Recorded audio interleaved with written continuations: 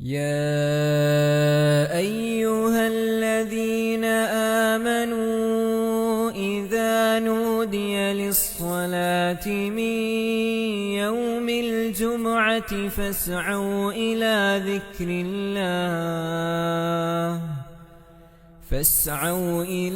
ذكر الله وذروا البيع ذلكم خير لكم إن كنتم تعلمون.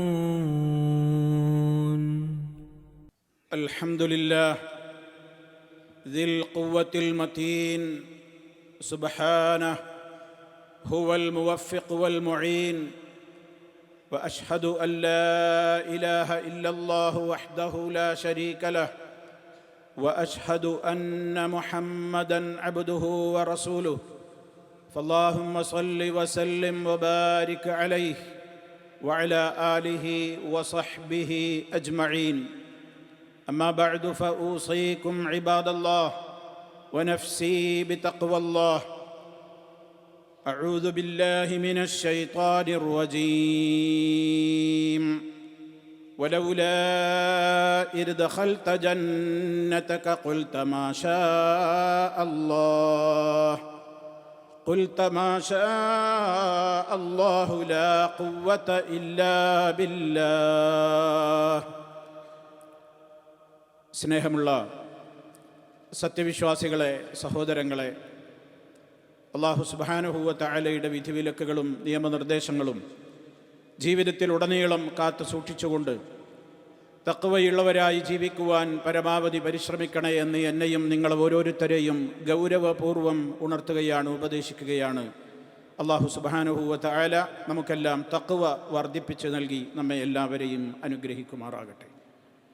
സഹോദരങ്ങളെ, നമ്മുടെ നിത്യജീവിതത്തിൽ പല ഘട്ടങ്ങളിലായി നമ്മൾ നിർവഹിക്കേണ്ടുന്ന ധാരാളക്കണക്കിന് ദിക്റുകളും ദുആകളും അള്ളാഹുവിൻ്റെ റസൂൽ നമുക്ക് പഠിപ്പിച്ചു തന്നിട്ടുണ്ട്. ജീവിതത്തിൻ്റെ ഒരുപാട് ഘട്ടങ്ങളിൽ അവയെല്ലാം മനസ്സറിഞ്ഞുകൊണ്ട് നിർവഹിക്കുന്ന ആളുകൾ മഹാഭാഗ്യവാന്മാരായി ഈ ലോകത്ത് ജീവിച്ചു കൊണ്ടിരിക്കുകയുമാണ്. ഏതു പ്രയാസങ്ങളിലും പ്രതിസന്ധികളിലും അവരുടേതായ വ്യത്യസ്തങ്ങളായ സന്ദർഭങ്ങളിലും സാഹചര്യങ്ങളിലുമൊക്കെ അവർക്കെപ്പോഴും തുണയും കരുത്തുമായി മാറുന്നത് അള്ളാഹുവിനെ ഓർക്കേണ്ട വിധത്തിൽ ഏതെല്ലാം സന്ദർഭങ്ങളിൽ ഓർക്കാൻ അവൻ പറഞ്ഞിട്ടുണ്ടോ ആ ഘട്ടങ്ങളിലെല്ലാം ഓർക്കുന്നു എന്നതിലൂടെ തന്നെയാണ്. അതേ അവസരത്തിൽ അത്തരം ഘട്ടങ്ങളിൽ റബ്ബിനെ മറക്കുകയും നിരാശയുടെ പടുകുഴിയിലേക്ക് ആപതിക്കുകയും വേണ്ട ചിന്തകൾ മനസ്സിൽ കൂടുകൂട്ടുകയും റബ്ബല്ലാത്തവരിലേക്ക് തിരിയുകയും അന്ധവിശ്വാസങ്ങളുടെയും അതേപോലെ തന്നെ ദുരാചാരങ്ങളുടെയും മേഖലകളിലേക്ക് ചാഞ്ഞു പോവുകയും ചെയ്യുമ്പോൾ മനുഷ്യൻ ഒരു കഷ്ടപ്പാടിൽ നിന്ന് മറ്റൊരു കഷ്ടപ്പാടിലേക്ക് മാറുകയും അവൻ്റെ കഷ്ടതകൾ തീരാതെ അവന് സഹിക്കവയ്യാതെ ഒരു വേള ആത്മഹത്യയിലേക്ക് അഭയം തേടുകയും ചെയ്യുന്ന ദുരന്തമാണ് ലോകത്ത് കണ്ടുകൊണ്ടിരിക്കുന്നത്. അതുകൊണ്ട് തന്നെ സുഹൃത്തുക്കളെ, നമുക്കെപ്പോഴും താങ്ങും തണലും നമ്മുടെ കരുത്തുമാണ് സർവശക്തനായ നമ്മുടെ റബ്ബ്. ആ റബ്ബിനെ കൊണ്ടല്ലാതെ എനിക്കൊരടി മുന്നോട്ട് പോകാനാവില്ല. എൻ്റെ പ്രശ്നങ്ങളും പ്രയാസങ്ങളും എന്തു തന്നെയാണെങ്കിലും ജീവിതം എന്ന് പറയുന്നത് അങ്ങനെയാണല്ലോ. സുഖങ്ങൾ മാത്രമല്ലല്ലോ ജീവിതം, ദുഃഖങ്ങളും സുഖങ്ങളും മാറി മാറി വരും. രാവും പകലും മാറി മാറി വരുന്നത് പോലെ സന്തോഷവും സന്താപവും നമ്മുടെ ജീവിതത്തിൽ മാറി മാറി കടന്നു വരും.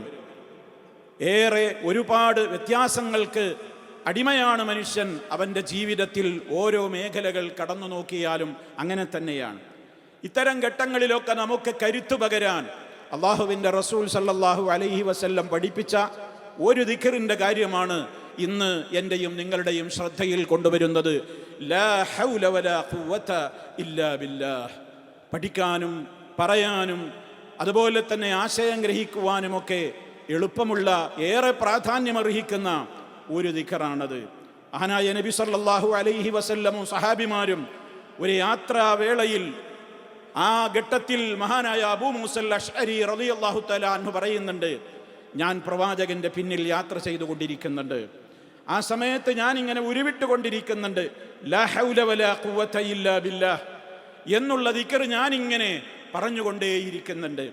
ആ സമയത്ത് നബി സല്ലല്ലാഹു അലൈഹി വസല്ലമ എന്നെ അതിന് പ്രോത്സാഹിപ്പിക്കുന്ന നിലക്ക് എന്നോട് അബൂമൂസയെ വിളിച്ചുകൊണ്ട് നബി സല്ലല്ലാഹു അലൈഹി വസല്ലം ചോദിക്കുകയാണ്, അലാ അദുല്ലുക്, ഞാൻ നിനക്ക് അറിയിച്ചു തരട്ടെയോ, അലാ കൻസിൻ മിൻ കുനൂസിൽ ജന്ന, സ്വർഗീയ നിധികളിൽപ്പെട്ട ഒരു നിധി ഞാൻ നിനക്ക് പറഞ്ഞു തരട്ടെയോ.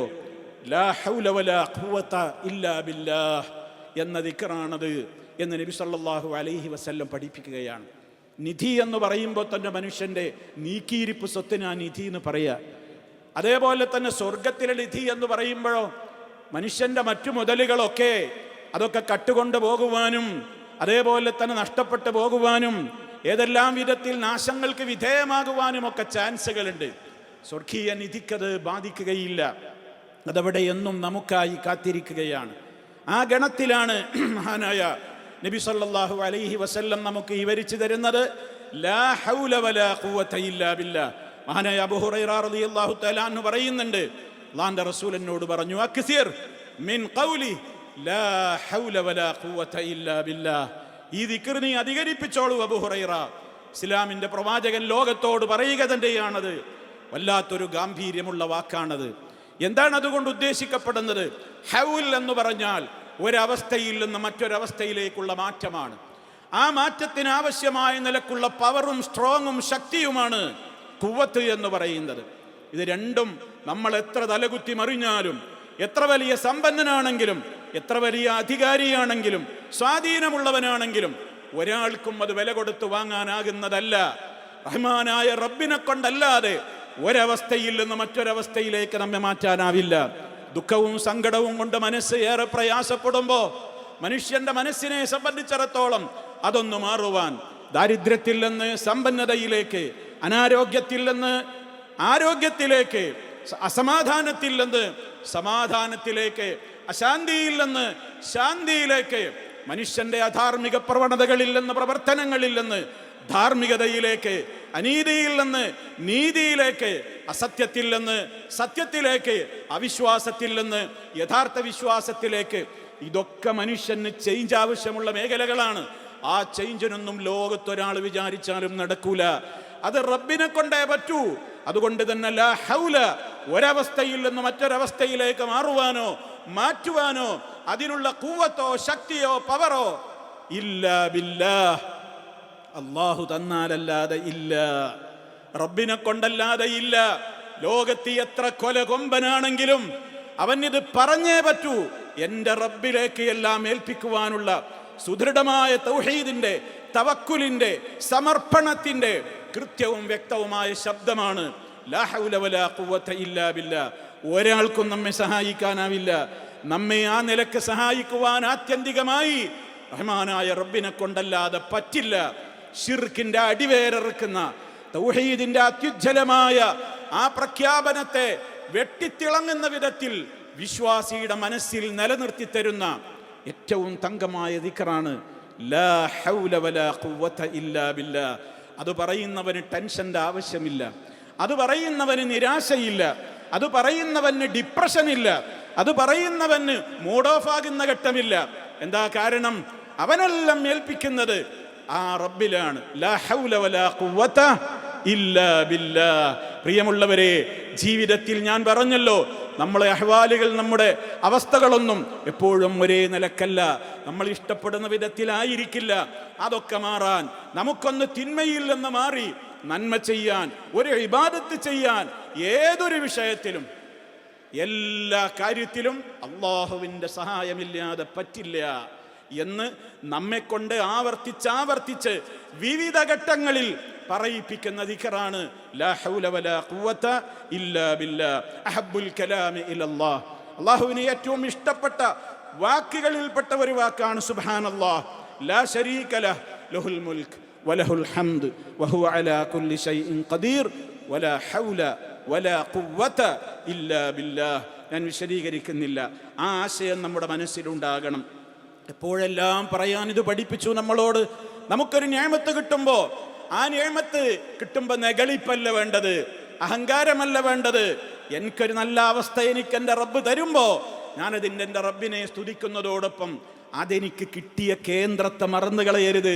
ഇന്നത്തെ ലോകത്തിന്റെ സ്ഥിതി അതാണ്.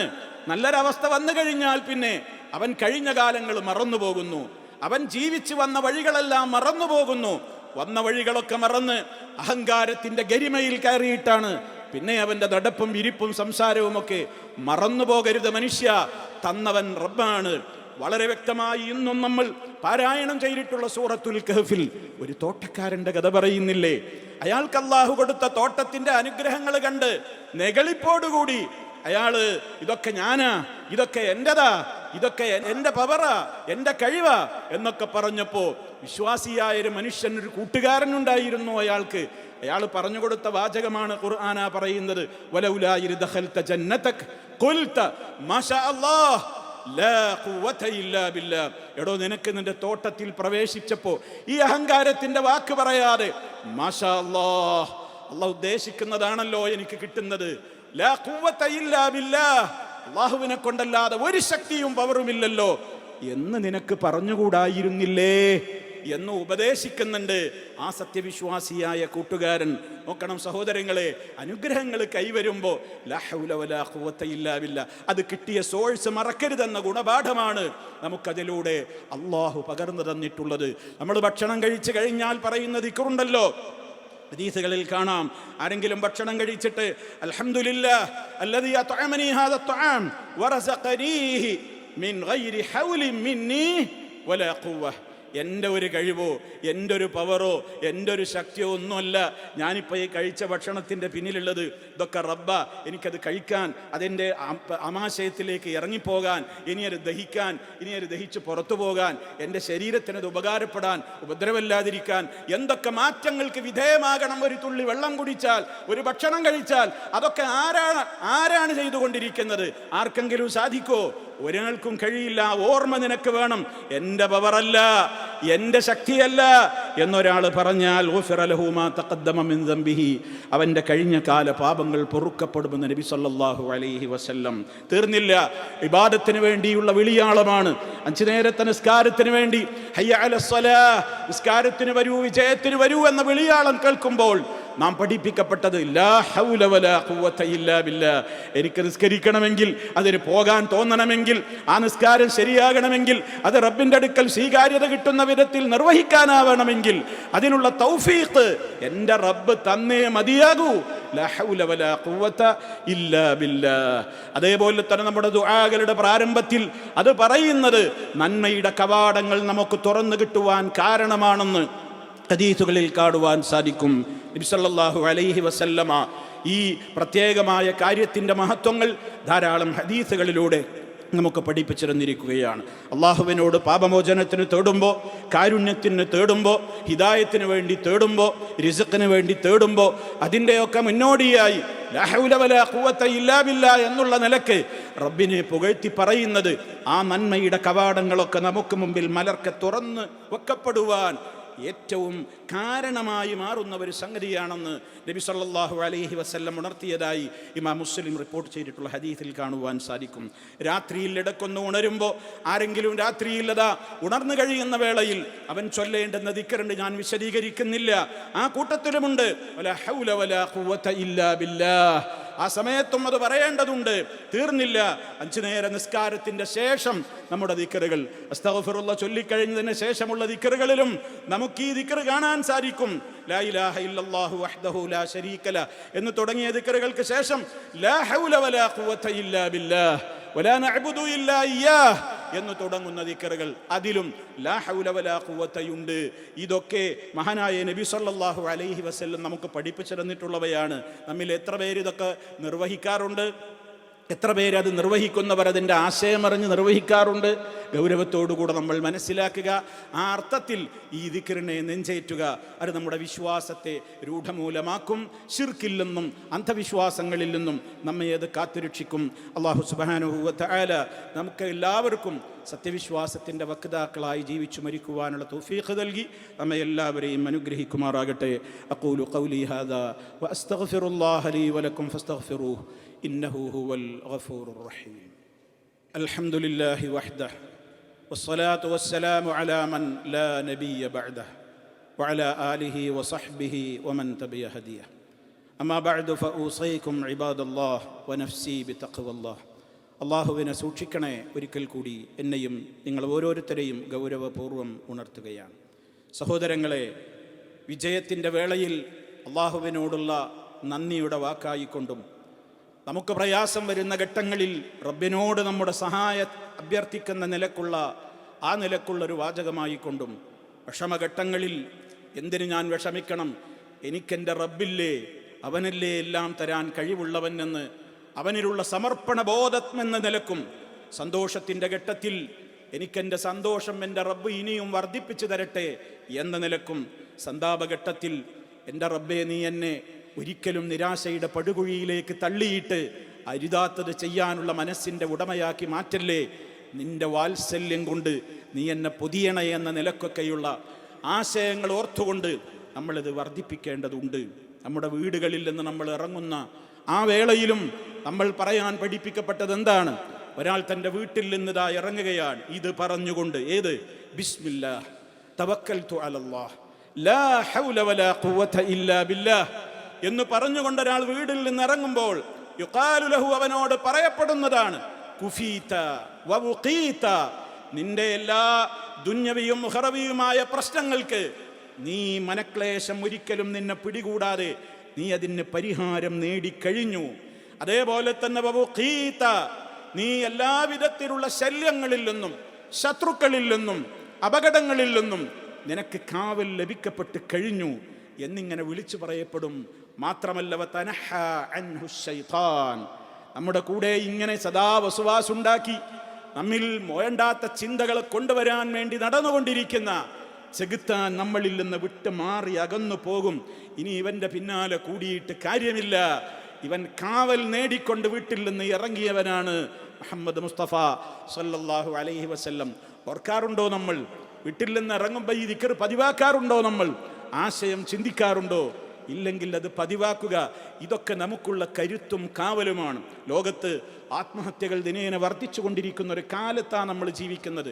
തുടക്കത്തിൽ പറഞ്ഞത് ഓർപ്പിക്കുകയാണ്. പ്രത്യേകിച്ച് മനുഷ്യ മനസ്സുകളിലാകെ ഡിപ്രഷനിലേക്ക്, അതേപോലെ തന്നെ എല്ലാ നിലക്കുമുള്ള വേദനകളിലേക്ക്, അസഹ്യതയിലേക്ക് മനുഷ്യൻ്റെ മനസ്സ് പോയി കഴിഞ്ഞാൽ പിന്നെ എന്ത് ചെയ്യണമെന്നറിയാതെ നട്ടം തിരിയുമ്പോൾ അവസാനം ആ വിഡ്ഢി, അവൻ്റെ വിഡ്ഢിത്തം ചെകുത്താൻ ഓതിക്കൊടുക്കുന്നത് കൊണ്ട് അവനോട് പറയേണ്, വേഗം ജീവൻ കളഞ്ഞളാൻ, എരിതിയിൽ നിന്ന്, അതല്ലെങ്കിൽ ഒരു പ്രയാസത്തിൽ നിന്ന് കടുത്ത അതിനേക്കാൾ പ്രയാസത്തിലേക്കാണ് ഞാൻ ചാടുന്നത്, ഞാൻ പോകുന്നത് എന്ന ചിന്ത ആ സമയത്ത് മനുഷ്യ മനസ്സിൽ നിന്ന് ചെകുത്താൻ ഊരിയെറിയുകയാണ് ചെയ്യുന്നത്.